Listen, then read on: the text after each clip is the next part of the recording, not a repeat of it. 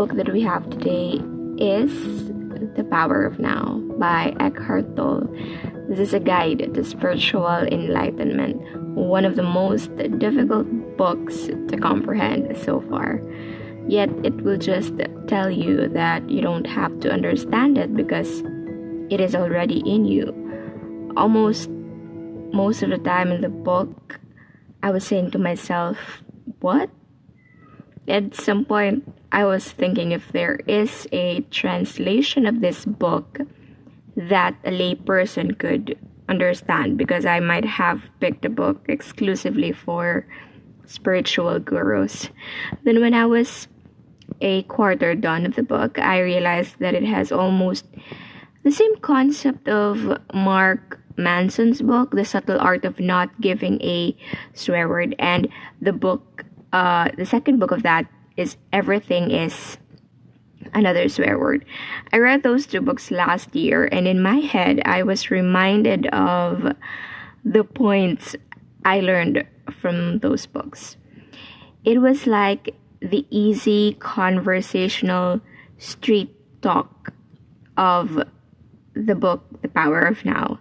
We're not really focused on spirituality, but almost of the same concept. Although this is not a book review of those two books, because I'm not going to review them for the reason that the title has a swear word and it's not allowed in here. I have listeners that are babies, or maybe others are still in the womb.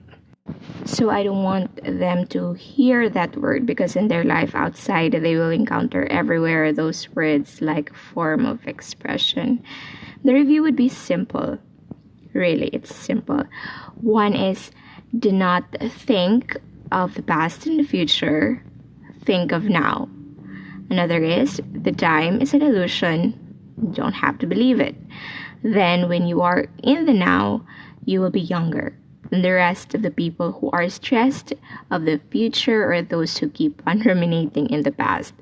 But the book is more complicated than that. That I feared misinterpreting it. I had second thoughts if this podcast would be the worst episode yet.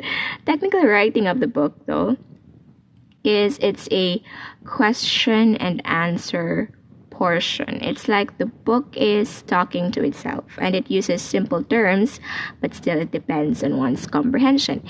And lastly, it is referencing the Bible. So for those people that I know have some indifference to the teachings of the Bible, this is not the book for you. I am going to emphasize that this book is taking into account the practices of the East, or Buddhism, mostly. At some point, it's like a reminder or a signpost for readers all over the globe to reread again the scriptures that we have in the past. The one that used by our ancestors, because nothing new has been discovered. It's all been taught over and over in many spiritual sectors, but I don't know how or why. For some reasons, people, and that does not exclude me, still cling to these self-help or spiritual books when the Bible is free. Jesus had put his teachings into parables to make it easy to understand. Buddhism have Zen sayings that are only two-liner words, so that people who don't like reading long write-ups will comprehend. Yet here we are, still lost in many teachings, seeking mentors, guides, gurus. There's nothing wrong with that, especially if you have time and money, but isn't it exhausting searching for answers and help? But at least we should still be thankful of this kind of authors, such as Eckhart Tolle, because people sometimes need a little bit of reframing, or like a new cover design of a book to look at, but the content is still the same. The Power of Now also delineates its benefits to the health of a person. If we are more present, then we can pay attention to our body. The book says that we could even feel and look young. So While we are aging in this world, let's think about of the now to be younger. Then, after health, another aspect discussed are relationships. There is so much conflict in relationships in this world, and it had always been like that, so there's nothing new. Although the approach that I inferred from the book was heightening one's awareness to avoid conflict. It was as if talking about the common relationship advice to understand first your partner before judging him or her. I don't fully understand how relationships work. I haven't experienced it, but the author did not forget the single beings in this book. As he wrote that you do not need a relationship to be enlightened. There's too much ado over relationships in this book. I was thinking that it had already become a relationship guide, although it really is important, knowing that most of us, or majority of them, will enter a relationship or have existing partners already. The emphasis in finding enlightenment through this area in our lives should be well explained. Although a reminder from the book, real love doesn't make you suffer, quote unquote, that's on page 42.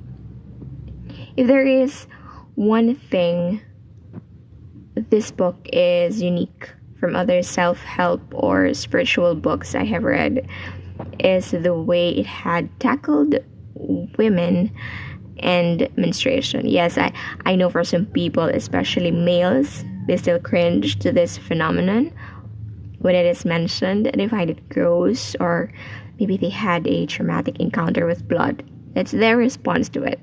The book had brought a different light to menses. It's like talking about menstruation in a higher level, version 2.0. Before, menstruation to me was all about hormones, a failed fertilization process, or something that the body is creating to prepare for conception. Yet in this book, it mentioned menstruation as a portal to enlightenment, a way to understand one's being. Now I am excited to have my next menstrual period so that I can apply the teachings of the book, see it for myself, if I can work it out, if I can enter the portal to enlightenment. When I read the last portion of the 8th chapter, I remember that I was in her front porch, basking under the moonlight. It was a nice evening, and I look forward to full moons every month.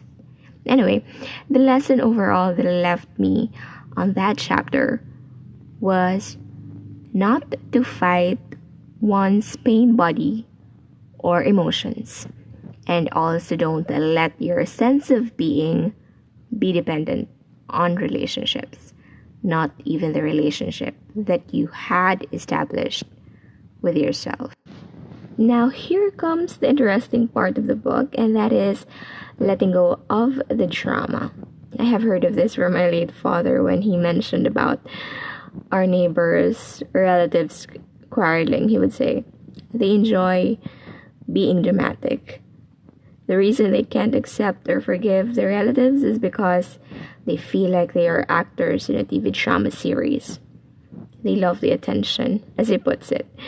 And while Eckhart Tolle also tell his readers to have enough with the drama. The last part of the book was more easy to understand. Probably it was the familiarity of the tone, or the fact that it was already about wrapping things up. I don't want to say this, but I ugly cry in the last chapter of the book, maybe from the background music I had, that time. I'm curious if others had cried reading this book. Maybe it's just me, that's how shallow I am.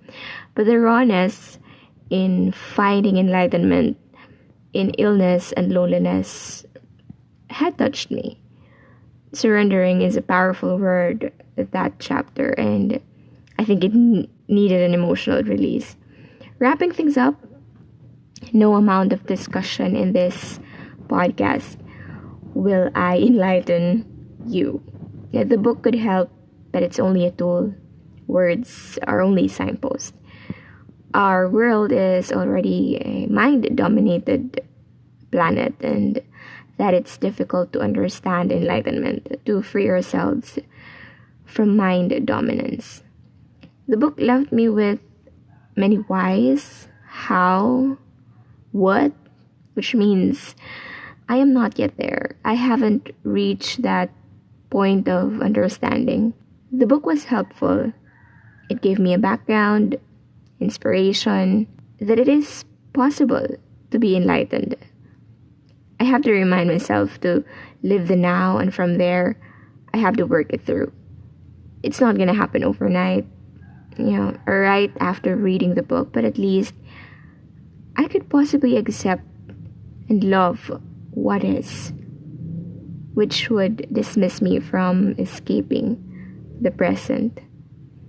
In most cases, when I had to remind myself to be present and not think that I have to review the book, I had to tell myself that I need to read this for the sake of reading, for my spiritual enlightenment, not for the sake of sharing it in my podcast.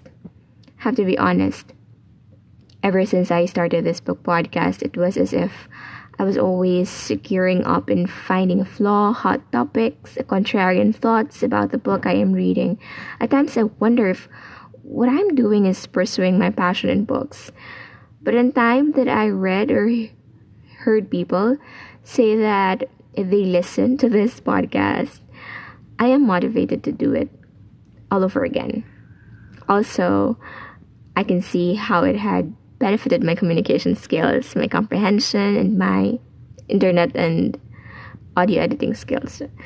These are things that you're not supposed to hear from a book podcast.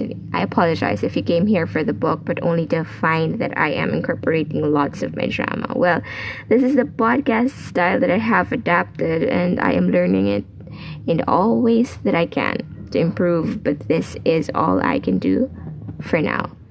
Lastly, I want to thank the author of this book, Eckhart Tolle. I hope I'm pronouncing your name right.